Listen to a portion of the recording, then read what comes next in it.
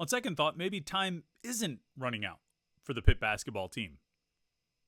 I mean, it's getting close to running out, but after how they played in really the last 5 games, all hope is not lost just yet for these Panthers. They're holding on, they're hanging on, and they're showing some signs that they just might be able to go on a little run or extend the run they're currently on.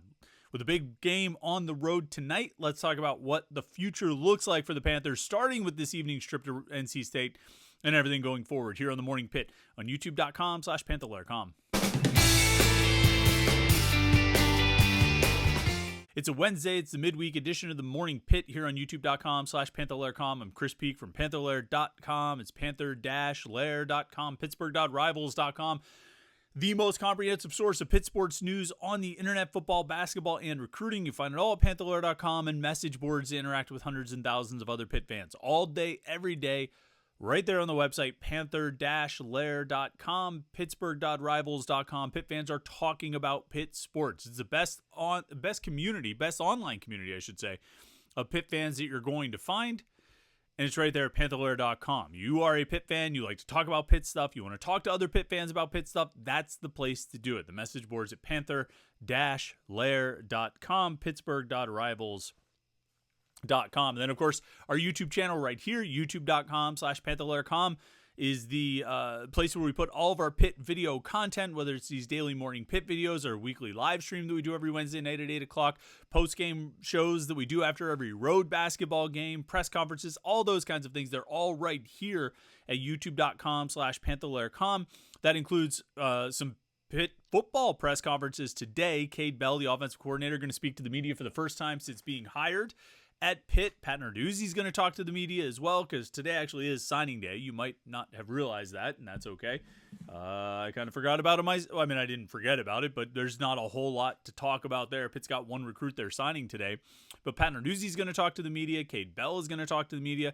A couple of transfers are going to talk to the media, as they did over the last couple of Wednesdays. Pitt has brought some transfers out for us to talk to. And we'll have video of all of that right here at youtube.com/Panther-Lair.com. Now, like I said, we do a Wednesday night live stream every Wednesday at 8 p.m. And we also do a post-game show after road basketball games. And there's a little bit of an overlap with that tonight. So we will have our live post-game show tonight after the game. Instead of the regularly scheduled 8 p.m. Panther-Lair show, we will just have a live post-game show when Pitt NC State ends. So you're like, oh man, how am I going to remember that? I'm never going to remember to switch over after the game. Well, here's your solution. Click the subscribe button. Subscribe to our YouTube channel, youtube.com/Panther-Lair.com. You can turn on notifications, and you can get an alert sent to your phone every time we go live right here at youtube.com/Panther-Lair.com. And the post-game shows are always a lot of fun. Win or lose, we have a good conversation. You get in that chat screen that's over on the right-hand side of the screen. You post your comments and questions there, and we kind of have an interaction and back and forth, little conversation about what happened in the game. And so it's something to look forward to. We enjoy doing it. And it's all right here, youtube.com/Panther-Lair.com. So make sure you tune in for that tonight. And, of course, like this video while you're at it. So it was last Monday, roughly 10 days ago or so, 10 or 9 days, however the math works out. Last Monday, on this very YouTube channel, one of these, Morning Pitt videos, very much like this one, in the wake of Pitt's loss at Miami, we sat here and asked, is time running out for Pitt? After that Miami game, the Panthers were 12-8 overall. They were 3-6 in the ACC, and it certainly looked like time just might be running out. This team's postseason hopes, slim as they were, had gotten a little bit of a boost, particularly after the win at Duke, and then following that with another road win at Georgia Tech. The Miami game was a big one that they needed to win, and they fell short of it. And it started to look and feel like, well, they just might be out of it. They just might not have a chance. Might be too little, too late, too many missed opportunities, too many games that they needed to win that they failed to do so, and probably had played themselves out of an NCAA tournament spot. But, of course, since then, Pitt has won 2 games in a row. beating Wake Forest and Notre Dame at home. And you could even roll the clock back a little bit further, as our good friend Smenges from the website Panther-Lair.com pointed out to me. There was a Morning Pitt video we did January 16th, Tuesday morning, as Pitt was preparing to host Syracuse at the Peterson Event Center. And we said this is a must-win game. The Panthers had lost 3 of the previous 4 games. They lost at Syracuse on December 30th. They lost to North Carolina at home. They beat Louisville on the road and then just got absolutely destroyed by Duke at the Peterson Event Center the previous Tuesday. They had a week off, came back to host Syracuse, and we said, look, this is a must-win game. They've got to win this game to keep their NCAA tournament chances alive. And they didn't. They lost that game. It was a very disappointing loss. They then went on the road and beat Duke and beat Georgia Tech, and thought, okay, wait, maybe they're back in it. And then they lost that Miami game. We ended up asking the question last Monday, is time running out for this team? But now, after winning the last 2 games, after beating Wake Forest and Notre Dame, neither of which is at the top of the ACC, NC State, Wake Forest is like 5th in the conference right now. They're 6-4. So, I mean, they're really currently only one win ahead of Pitt. Notre Dame is right down at the bottom of the league. So these were 2 sort of bottom teams, bottom of the conference teams at least. But to get those wins, to take advantage of opportunities to win and to take on a Wake Forest team that's very good offensively and kind of do a pretty good job defensively against them, only giving up 72 points, which is actually a pretty good number, and then to score 70 against Notre Dame. You can say whatever you want. 70 is not a crazy high total, but that was only the second time Notre Dame has given up 70 or more in ACC play this season. Miami's the only other team that did it against the Irish that got to 70. I think they ended up scoring 73 or 75 or something. And so that was an impressive performance, particularly the way Pitt shot in the second half and the way they were able to take control of that game. But it's more about the big picture right now, because the big picture is that Pitt has now won 4 out of its last 5 since that Syracuse game that was a must-win game at the Peterson Event Center that they failed to win. They have won 4 out of their last 5, and they've got some big opportunities coming up. They've got NC State on the road tonight. As of yesterday, NC State was 76 in the net rankings. That makes that a quad 2 game going on the road, but NC State could go on a little bit of a run, and that could end up jumping into the quad 1 territory. These things are always moving. But Pitt's got NC State on the road tonight. Then they have a week off, and then they play at Virginia next Tuesday, their final week off. That's obviously a quad 1 game. Virginia in the net rankings at number 32 as of yesterday. They get Louisville at home, and then they go back on the road to take on Wake Forest, who they just beat at the Peterson Event Center on whatever day that was last week, Wednesday. Then they get Virginia Tech at home. They go to Clemson. They get Boston College on the road, and then they close out with 2 home games.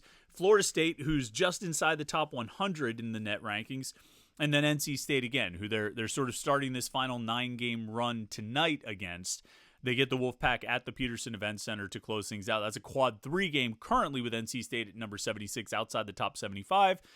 But again, these things can move and shift. 9 games left to play. 3 of them currently quad 1 games. 3 of them currently quad 2 games. 2 of them currently quad 3 games. And then the 1 quad 4 game being that Louisville game at home. If you look at sort of the wins and losses where Pitt stands with things, they are 1-4 in quad 1 games. That Duke win standing as their only quad 1 victory so far. They're 2-2 in quad 2 games, currently quad 2 games. They're 4-2 in quad 3 games, and then 7-0 in those quad 4 games. You need to, at the very least, stay perfect in that 7-0, in the quad 4 region. In your quad 4 games, which means don't lose to Louisville. But then they're going to need to get wins out of these other 8 games that are currently in the top 3 quads. And obviously, the quad 1 games are the ones where you stand to make up the most ground. And that's going to Virginia next week, going to Wake Forest the week after that, and then going to Clemson the week after that. Those are the 3 that you really have to circle. Clemson would look like a big challenge, having already beaten the Panthers at home. I think Virginia is actually the toughest out of these 3 games. Wake Forest is going to be another, it'll be an offensive battle back and forth because Wake Forest is very good offensively. They're going to be able to score.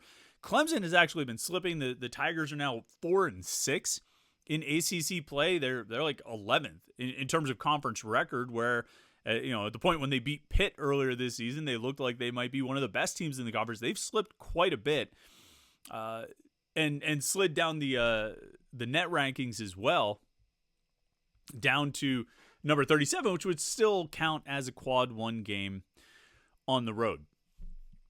That's the schedule. That's what's ahead. NC State, obviously, tonight is the one that is going to be first, and there's going to be some challenges there. There's a good discussion on the message boards at Panther-Lair.com about NC State, using a press defense and how Pitt's going to handle that press defense, how they're going to have to rely on the young guards. Bub Carrington being available should help after he really missed when Notre Dame was pressing in that game on Saturday.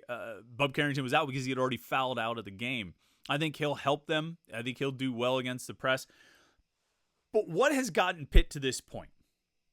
All right, if they're going to go on a run, if they're going to extend their current run, where they've won 4 out of the last 5, if they're going to extend that over these final 9 games and do something like, go something crazy like 7-2 or 8-1, I don't know if they will. I'm not even sure if they can. I think they can, but I'm not even sure if they can. That's probably what it will take to get them into the NCAA tournament, is a 7-2 run over the final 9 plus some wins in the ACC tournament. I guess if they go 6-3 and some of the 6 are the ones they need them to be, like good wins, and then they get on a bit of a run in the ACC tournament, they could have a chance to make it then. But I mean, I don't know if you can get away with losing 3 games out of these final 9, which means it's going to be a challenge, and you're going to have to win some good games and beat some challenging opponents. So how can they do it? What do they need to do? What do they need to continue from these last 5 games where they've won 4 out of 5? After losing 4 out of the previous 5. A big part of it is that the Big Four have to keep playing well. And this has been the thing I think that has stood out to me the most over the past few weeks. And it could really backdate to when the ACC schedule started full force. You look at the first 5 games and then the next 5 games and kind of how it's been.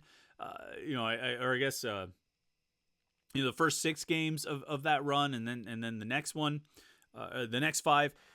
You look over these last 5 games where they've won 4 out of 5, and you look at what the Big Four players have done. All 4 have stepped up. And, of course, the 4 players I'm talking about are Blake Hinson, Bub Carrington, Jalen Lowe, and Ishmael Leggett. These are the key guys for Pitt. These are the guys that are going to carry Pitt to whatever success they enjoy this season. And if those guys struggle, Pitt is not going to win a lot of games over these final 9. So what have they done? And the biggest thing they've done is they've produced. And when you look at the last 5 games, the numbers are pretty impressive. Blake Hinson in the last 5 games, 17.6 points per game, 5.8 rebounds per game, and he's shooting better than 50%, not just from the floor, where he's 53.7%, but also from 3. Blake Hinson in the last 5 games has made 18 of 33 3-point attempts, 54.5%. He's shooting better outside the arc than his overall shooting percentage in those 5 games. He has been outstanding, almost 18 points and 6 rebounds per game, and shooting better than 55%. And it doesn't feel like, and this is probably not unconnected, it doesn't feel like Hinson is forcing the issue. He seems to be taking good shots. He's not forcing up shots, which I think he was doing during those first 5 games of this run of 10 ACC games, dating back to December 30th. I feel like there were games where he was forcing up shots and they weren't going down. Now, he's certainly had some high volume shooting games in this 5-game stretch, but it doesn't feel like he's forcing it as much as he did earlier in the season or earlier in this calendar year.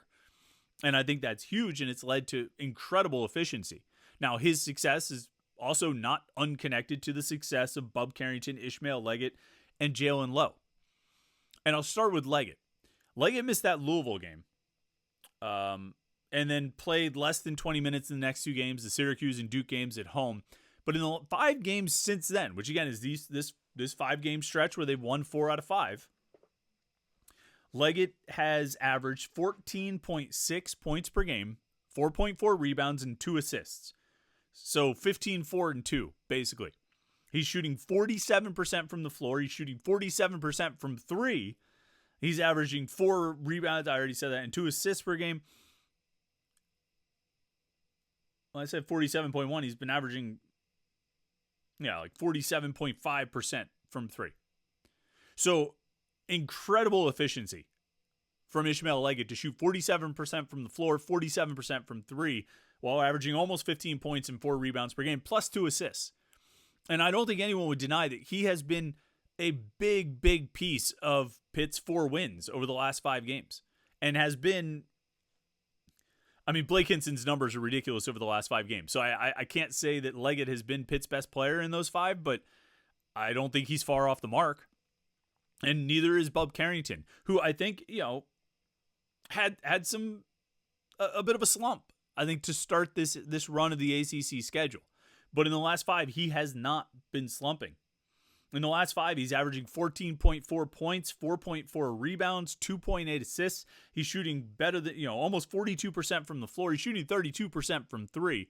His three-point shooting has not been the most efficient, but he's producing and scoring. And in the last 4 games, he's averaging almost 16 points per game and 5 rebounds and 3 assists and shooting 44% from the field. Bub Carrington is rounding into form. I keep using this phrase with Bub Carrington and Jalen Lowe to a certain extent, but he's rounding into form. And Carrington, after the hot start he got off to, once there was an increase in competition, I think it took a period of adjustment for him and for his teammates to continue sort of playing at a high level. It certainly looks over the last 5 games. You could even say over the last 10, but I think Carrington has really come alive in the last 5. Since he had, 9 points total and shot 3 of 19 in the Syracuse and Duke games, he has really lit it up in the last 4 games and been a big part of this winning. And he obviously is a big part of the winning. He's a big part of what they need in order to win. And then there's Jalen Lowe, who, I think has, taken as much of a step forward as anybody on this team in the last 5 to 10 games. In the last 5, he's averaging 12.6 points per game, 3.6 rebounds, 3.8 assists. He's shooting 38% from the floor, 33% from three. And what you've got is 4 guys all averaging, from Lowe averaging 12.6 over the last 5 games up to Hinson averaging 17.6, with Carrington and Leggett both averaging better than 14. You've got 4 legitimate scorers right now. 4 legitimate 3-level scoring threats. All 3 of these guys, Carrington and Lowe are shooting 32 and 33% from 3, but Leggett's shooting 47% from 3. Hinson's over 50% from 3. They're all really efficient from the field. Lowe is the low point there, 37.5% from the field, but Carrington's over 40, Leggett is close to 50, Hinson's over 50 from the floor.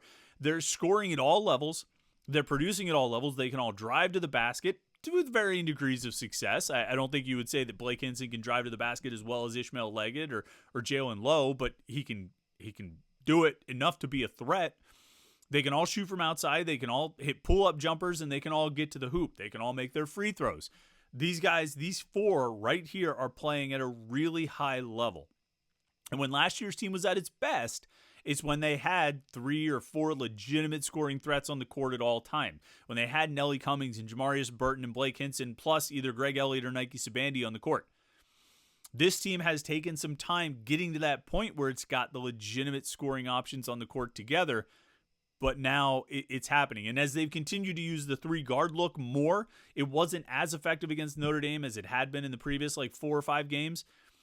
But as they've continued to use that more, the threats just increase for the opponents. If you have Bub Carrington, Jalen Lowe, Ishmael Leggett, and Blake Hinson on the court at the same time, life gets very, very difficult for an opposing defense because there's only so much you can do to stop all 4 of those guys. And eventually, one of them is going to break through and either get an open look for 3 or be able to get to the basket and get into the paint. And that's what has happened in these last 5 games, because even the Miami game, when that second half, when that comeback was engineered, it was done so with these 4 guys leading the charge. And then the wins that they've gotten subsequent to that, the wins that they got before that, were because these 4 guys are all playing at a really high level. They're sharing the ball well, and they're also not defending too poorly either. Particularly Carrington, I think, has grown into a really good defender. And maybe it was something he came to Pitt with, but they're defending well, and they're also scoring at a high level. And it's sort of idiot logic of well, if they can keep scoring, they can beat anybody. But the reality is, if these four guys who they were counting on this season, I think Pitt went into the season counting on these four guys being the key to, leading the team. If they keep playing at that level, if they keep, if they stay at the level they've been at, which I think is the level you can expect them to be at, this is going to be a really hard team to beat. And they can play with a lot of teams, and they can give a lot of teams trouble. And when you look ahead at the schedule, going to NC State tonight, going to Virginia next week, going to Wake Forest, going to Clemson, those are not going to be easy games at all. They're going to be challenges. But this Pitt team, I think, with the way they've played lately, is showing itself to be up to the challenge. Now, can they get both of these road games here, NC State tonight and Virginia next week? I think if they could split it, you'd probably be happy with it, but that just means you only get one more loss out of those next 7 games, which is not impossible, but it's going to be a challenge. This team is going to have to play above its, I don't want to say above its head, because that sort of assumes that they've reached a ceiling or something, but they're going to have to elevate their play above anything they've done so far this season to get through these 9 games going 7-2, 6-3 at worst. Which I think, depending on what they do in the ACC tournament and who some of their wins and losses are, 7-2, 6-3 at worst gives them a real shot at the postseason, at the NCAA tournament. You can't rule out the possibility that some of these games, like Missouri at home or Syracuse at home, won't come back to bite them. Never mind the Miami game and the Syracuse road game. Or the Clemson game, and you can't rule out the possibility that one of those games will come back to bite them, or several of those games will come back to bite them. But they're in the situation they're in now, and they've got 9 games left to earn their spot. Hinson, Carrington, Leggett, and Lowe continue what they've done over the last 5, and really you could extend the sample size beyond that. We're sort of cherry picking it down to 5 because Pitt has gone 4-1 in that 5-game stretch. But really, but if you look at the last 5 games, what they've done in the last 5, if they can keep that going, they'll be a tough out. Tough out. We'll see what happens tonight, and we will talk about it after the game right here on youtube.com/Panther-Lair.com. Don't forget, we have the Panther-Lair postgame show right here. As soon as the game ends, flip over to youtube.com/Panther-Lair.com for an hour or so of Pitt sports talk, Pitt basketball talk, to review the game, what we thought, what we saw, and how it all went down. Should be an interesting one. NC State's going to be a good challenge for Pitt, but not an unwinnable game at the least. And then, of course, we'll be back with another episode of the Morning Pitt tomorrow morning. Got some more things I want to talk about, maybe basketball, maybe some football stuff. I got a few football things on the mind after everything that's happened this week, so we'll get into that as well. Like this video and subscribe to our YouTube channel, youtube.com/Panther-Lair.com, so you don't miss any of our Pitt video content, and head over to the website Panther-Lair.com, pittsburgh.rivals.com. Thanks so much for tuning in today. Enjoy the game tonight. We will see you on the postgame show after Pitt NC State, and then we'll talk to you tomorrow for the Morning Pitt right here on youtube.com/Panther-Lair.com.